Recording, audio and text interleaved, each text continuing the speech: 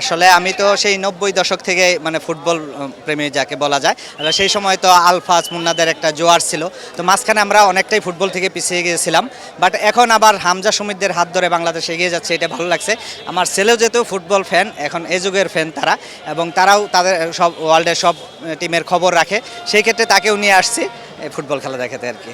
আসলে আমার খুবই ভালো লাগতেছে। আমি একজন ফুটবল ফ্যান, আমি সব ফুটবলই দেখি, কিন্তু বাংলাদেশের আমরা তেমনটা আশা করতে পারতেছি না, বিকজ আমরা এতদিন খেলতে পারি। কিন্তু হামজা, সমিত সোম এবং ফাহমিদুল আসার পরে আমাদের পুরো টিমটা একটা অনেক স্ট্রং একটা টিম হয়ে গেছে।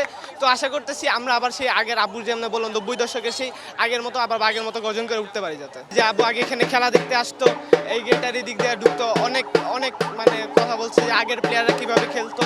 তো অনেক ইয়েগুলোই আমার জানা আছে। তো আশা করি আমি যাতে আজকের ভালো ম্যাচটা যে এনজয় করে আমার ছেলেদেরকে যেন ভালোভাবে বলতে পারি যে হ্যাঁ, বাংলাদেশ একটা টাইমে হঠাৎ করে অনেক ভালো একটা টিম হয়েছে, এশিয়া সাউথ এশিয়ার মধ্যে একটা স্ট্রং একটা টিম হতে পারে যাতে।